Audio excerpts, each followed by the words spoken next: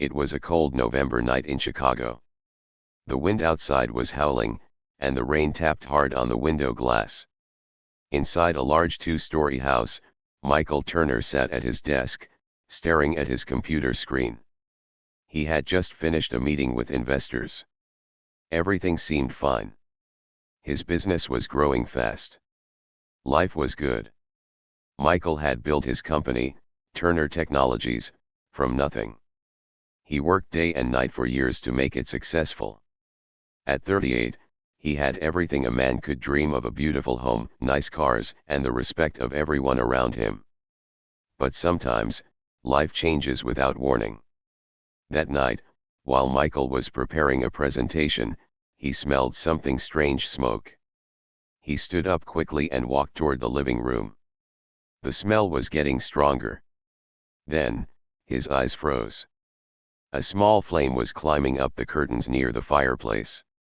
He ran to grab water, shouting, "Fire! Fire!" But before he could do anything, the fire spread across the room. The curtains burned like paper. The wood walls started cracking. The smoke filled his lungs. Michael rushed outside, coughing and gasping for air. Within minutes, his beautiful home was burning like a torch in the dark. The fire trucks came, sirens screaming, lights flashing. Neighbors stood on the street, watching in shock. Michael stood there helplessly, his clothes covered in ash, his eyes wide open. The firefighters tried to control the flames, but the fire was too strong. Everything he owned, his furniture, his documents, his memories, all turned to smoke. When the fire finally died, it was midnight. The house was gone. Only black ashes remained. Michael sat on the sidewalk, shaking. A firefighter came and patted his shoulder. "I'm sorry, sir. We did our best." Michael nodded, but he couldn't speak. His throat felt dry. His mind was blank. The next morning, he went to the police station to report the incident. While giving his statement, his phone buzzed. It was a message from the bank. His company account had been emptied. He checked again. Zero balance. His heart stopped for a moment.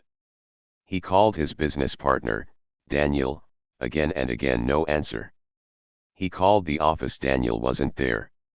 He checked his emails. Daniel had disappeared. Within a few hours, Michael realized the truth. His business partner had stolen everything. The man he trusted the most had cleaned the company's funds and vanished overnight. Michael sat in his car outside the bank, staring at the screen. His world had completely collapsed. In just one night, he had lost his house, his money, his company, and his trust. It felt unreal, like a nightmare he couldn't wake up from. He went to the police, but the officers told him the process could take months, maybe years. They would need to track Daniel's accounts, his location, and evidence. But Michael didn't have months. He had nothing left. He tried calling some friends, people he'd helped in the past, people who used to call him brother. But one by one, they all had excuses. Some didn't pick up. Others said they were busy. That night, Michael slept in his car, the same car he once drove proudly to business meetings. He parked near a small gas station, covered himself with his jacket, and closed his eyes. The street lights flickered outside. The sound of rain on the windshield reminded him of the fire, the smoke, the screams, the heat. Every time he closed his eyes, he saw the flames again. He thought about his parents, who had always told him to stay humble. He thought about how happy he used to be when life was simple. Somewhere along the way, success had made him forget the real meaning of peace. Now, sitting alone in the dark, he finally understood how fragile life could be. The next morning, he woke up cold and tired. His stomach growled with hunger. He checked his wallet, only $14 left. He looked at himself in the car mirror. His eyes were red. His face looked older. But deep inside, a small voice whispered, "Don't give up yet." Michael spent the day walking around the city, looking for work. Most places refused him. They looked at his fancy clothes and didn't believe he needed help. Others said they had no openings. As the sun began to set, he sat on a park bench. People passed by, couples laughing, kids playing, workers rushing home. He felt invisible. He opened his phone and scrolled through old photos, his company's launch day, the smiling faces of his employees, the award he received last year. It all felt like another life. Then he looked up at the sky and whispered, "God, I don't understand why this happened. But please, give me one more chance." The wind was cold, but somehow his heart felt a little lighter. Maybe it was hope. Maybe it was faith. As night fell again, he wrote something on a torn piece of paper. "I lost everything overnight. But maybe, this is not the end." He folded the paper and kept it in his pocket. Michael didn't know it then, but this night, the night he slept hungry, cold, and alone, would become the first chapter of the greatest comeback of his life. Because sometimes, when life takes everything away, it's preparing to give something far greater in return. The next few days were the hardest in Michael's life. He had no home, no savings, and no one he could call for help. The once successful businessman was now just another man walking the streets, trying to survive. Every morning, he parked his car near the city park and washed his face at a public restroom. He would change his shirt, comb his hair, and try to look normal, even though deep inside, he felt broken. He spent hours walking around Chicago, visiting stores, cafes, and small workshops, asking if anyone needed help. Most people shook their heads. Some didn't even look at him. Others gave him a short, polite smile and said, "Sorry, we're not hiring." By the third day, his money was almost gone. He bought a cheap sandwich and a small bottle of water, his first meal in almost 2 days. As he sat on a park bench, eating slowly, he watched people passing by, couples laughing, kids playing, people holding coffee cups and talking about work. Life moved on for everyone else, but for him, it felt like time had stopped. Michael looked at the tall buildings around him. He had once worked in one of them. Now, he didn't even have a roof over his head. He thought about his business partner, Daniel, the man who betrayed him. Anger burned inside him, but then he sighed. "There's no point," he whispered. "I can't live on hate." That night, he slept in his car again. The cold air made his body ache. He stared at the ceiling and wondered how everything had fallen apart so fast. But in that silence, a thought came to his mind: if life can fall apart overnight, maybe it can change overnight too. The next morning, Michael decided to try again. He walked into a small repair shop on the corner of Lincoln Avenue. A help wanted sign hung on the door. Inside, an old man with silver hair was fixing a broken radio. "Good morning, sir," Michael said softly. "Are you still looking for help?" The old man looked up. "You know how to fix things?" "A little," Michael replied. "I used to run a company, but I can learn fast." The old man smiled kindly. "You ran a company? Then you can surely fix a radio. Sit down." Michael spent the next 2 hours working carefully, using tools he hadn't touched in years. When the radio finally came to life with music, the old man clapped his hands. "Well done. You're better than most young folks I've hired." That man's name was George Miller, a retired teacher who owned the small shop. He paid Michael $30 for the day and offered him more work. For the first time in weeks, Michael felt useful again. Over the next few days, Michael worked at George's shop, fixing toasters, lamps, and old radios. The pay was small, but it gave him food and a reason to wake up each morning. In the evenings, after closing the shop, Michael would sit at the nearby park with a small notebook. He started writing down his thoughts, not about what he had lost, but about what he was learning. He wrote, When life strips you down to nothing, it also shows you who you really are. One night, George joined him on the bench. "You're a smart man, Michael. I can see it in your eyes. But you carry a heavy sadness. What happened to you?"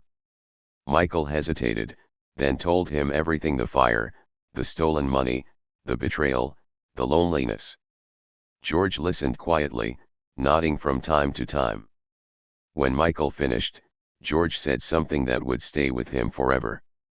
"You can lose everything, son. Your home, your money, your pride.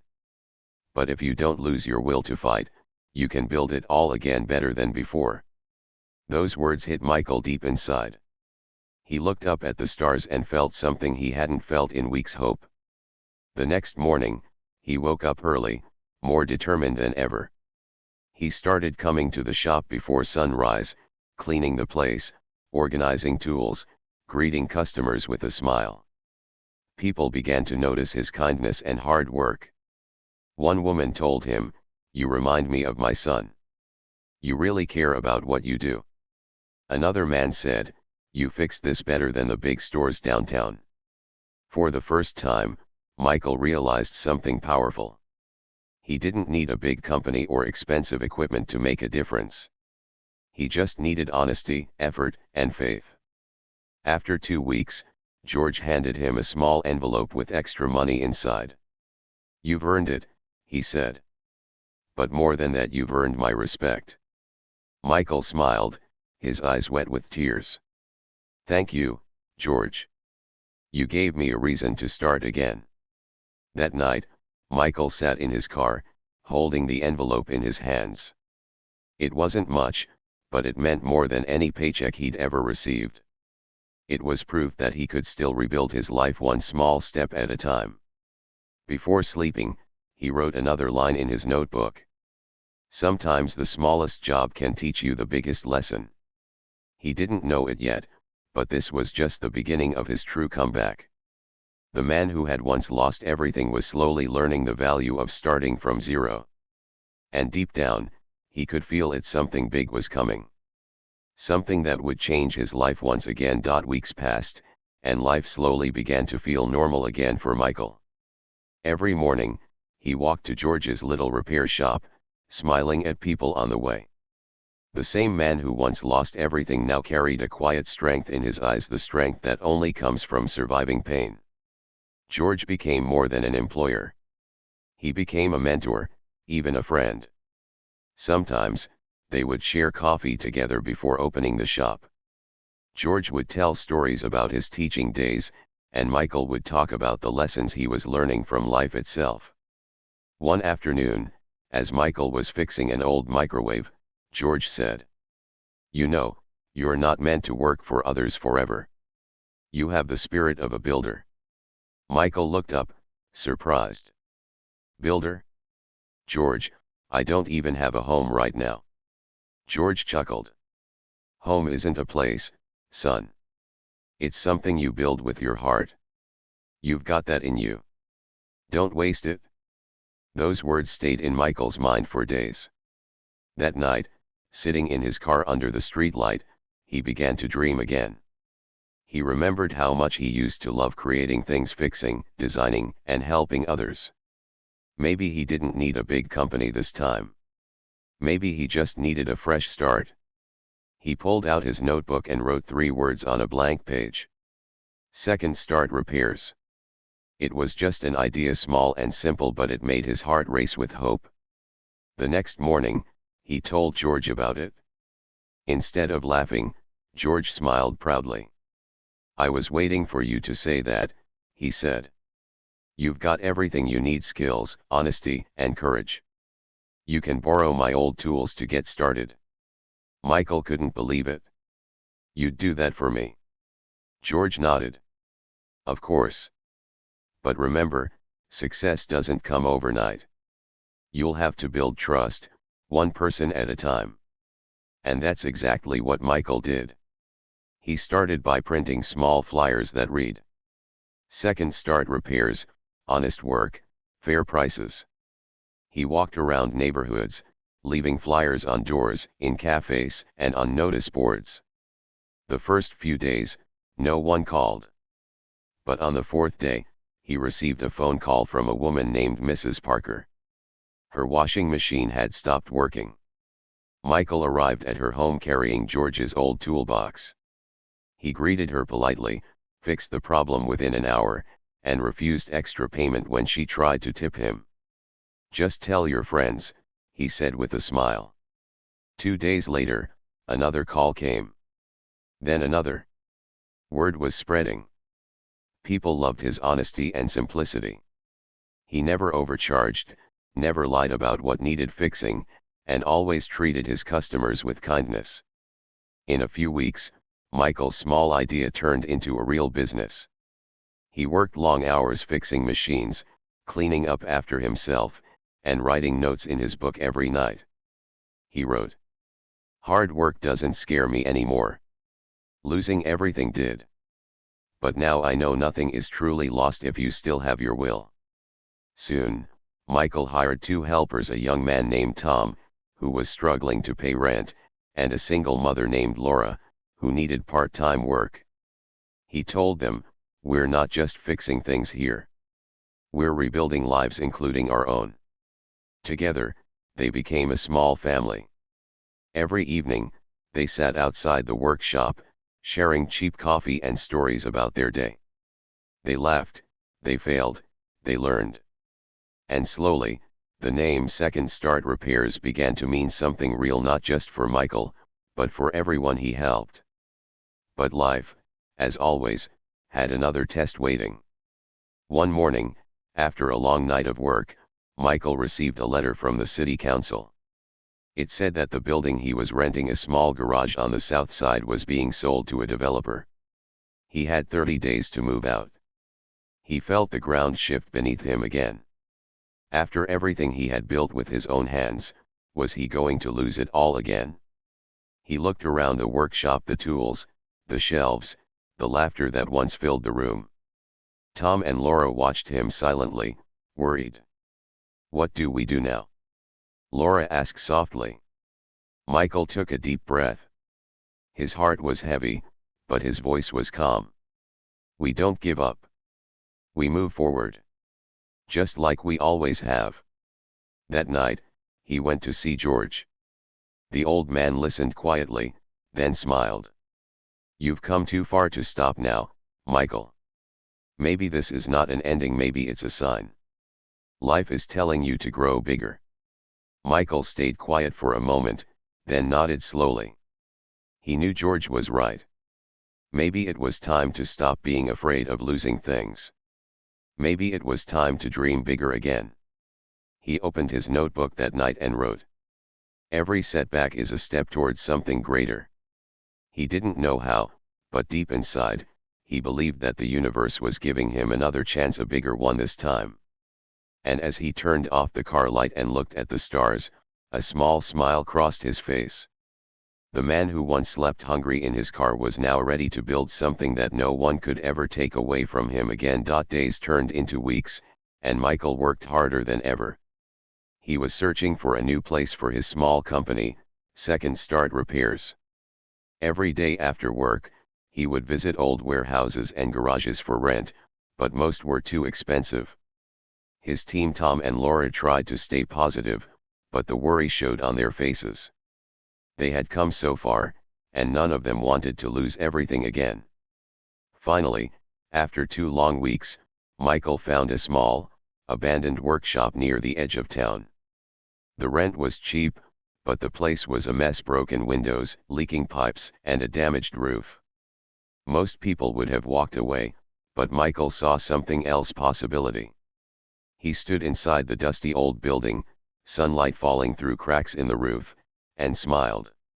"It's not perfect," he said, "but neither are we. Let's fix it." And so they did. For the next few days, Michael and his small team worked late into the night. They cleaned, painted, and repaired everything by hand. George even stopped by to help, bringing sandwiches and coffee. Slowly, the place began to look alive. A faded sign outside now proudly read, Second start repairs honest work, honest hearts. Business returned quickly. People who had heard of Michael's honesty kept coming back, bringing friends and neighbors with them. It seemed like life was finally giving him peace. But peace doesn't last forever. One evening in early spring, dark clouds covered the sky. The wind grew stronger. The radio warned of a heavy storm moving toward the city. Michael looked outside as rain started pouring down in sheets. He told Tom and Laura to go home early. "It's going to get worse," he said. "I'll close up the shop myself." Within an hour, the storm turned violent. Lightning flashed across the sky. The sound of thunder shook the windows. Michael locked the doors and was about to leave when he heard water dripping from the ceiling. Then another drop. And another. He looked up and saw a large crack spreading across the roof. Before he could react, the wind howled, and part of the roof gave way, letting the rain crash inside. Tools scattered, boxes toppled, and water rushed through the floor. Michael tried to move things to safety, but it was useless. Within minutes, his workshop, everything he and his team had rebuilt with their bare hands, was flooded. He stood in the middle of the chaos, soaked and shivering, watching the water destroy his hard work. His heart sank. For a moment, he felt like that same broken man from a year ago standing in front of his burning house, losing everything again. He dropped to his knees and covered his face. "Why again?" he whispered. "Why do I have to keep starting over?" The next morning, when the storm finally stopped, the place was a disaster. The tools were rusted, the machines ruined, and the floor covered in mud. Tom and Laura arrived, speechless at the sight. Laura's eyes filled with tears. "All our work, it's gone." Tom looked at Michael. "What do we do now, boss?" Michael stood there quietly for a moment. The weight of their eyes, their fear, their disappointment, it all pressed down on him. Then, slowly, he smiled. "We do what we always do," he said. "We start again." Tom frowned. "You mean, rebuild everything?" Michael nodded. "Yes. Together." He grabbed a broom, handed another to Tom, and started cleaning. At first, it was only the three of them, working in silence. But as the day went on, something unexpected happened. Neighbors began to show up. The man from the bakery next door brought hot coffee. A woman from across the street offered cleaning supplies. Even customers whose machines Michael had fixed came to help. By evening, there were more than 20 people working together, sweeping, drying, fixing, laughing.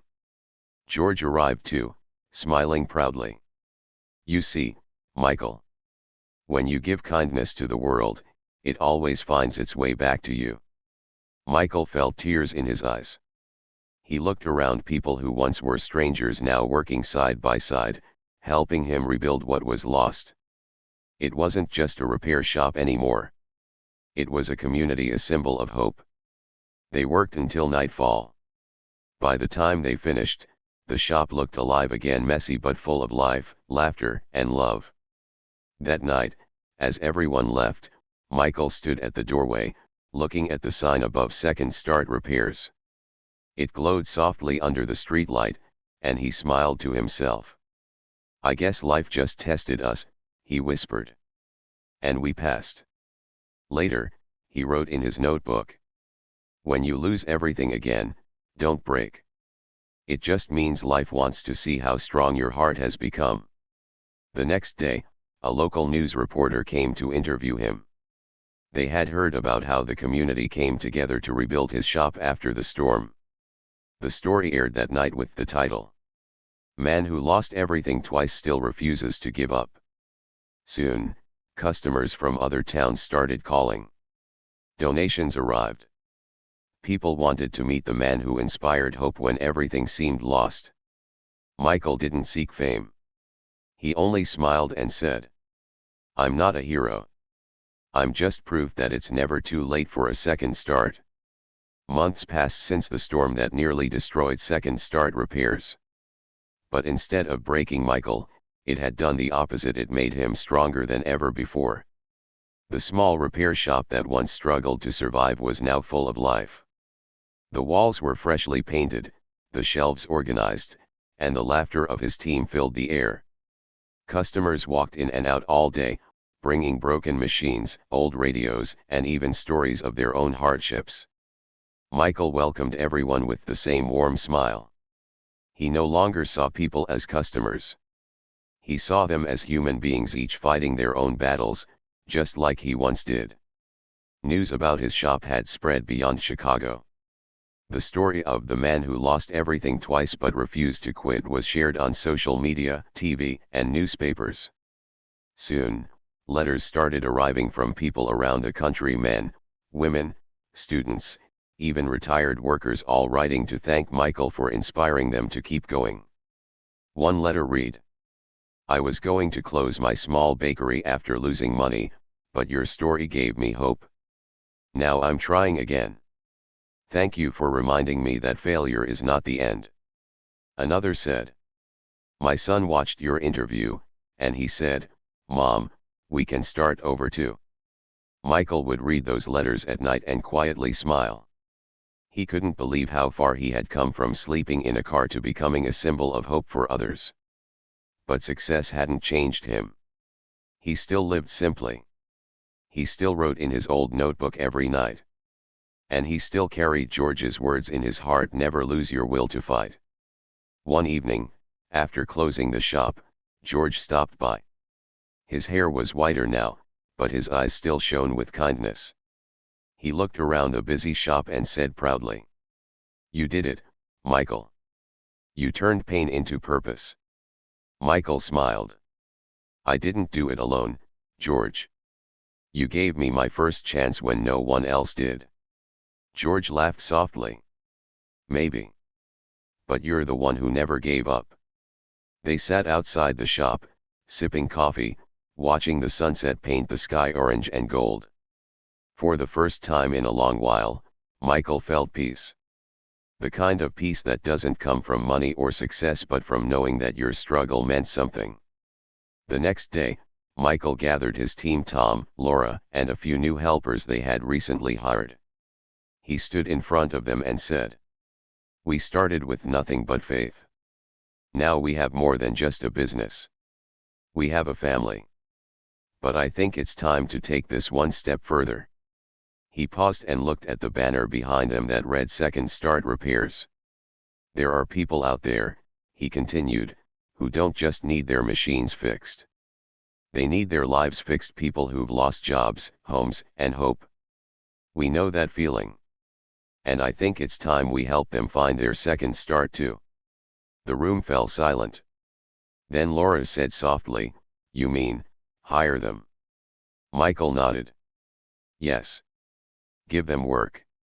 Train them. Help them rebuild, just like we did." Everyone smiled. They knew this was more than a plan, it was a mission. Within a few months, Second Start Repairs opened 2 new branches in nearby towns. Each one followed the same promise: we don't just fix things, we rebuild lives. They hired veterans, single parents, and people who had lost their homes. Each new worker carried their own story of struggle and found hope again through Michael's kindness. Michael often visited each branch, shaking hands with the new employees, listening to their stories. Every time he heard someone say, "You gave me my second chance," he felt something warm in his chest, something far more valuable than any paycheck. One evening, as he stood outside the main shop, he looked at the glowing sign above the door. The street was quiet, and the cool breeze carried the smell of rain. He thought about the night his house burned down, the betrayal, the storm, and all the times he almost gave up. But now, standing here, he realized something powerful. Every loss had led him to this moment.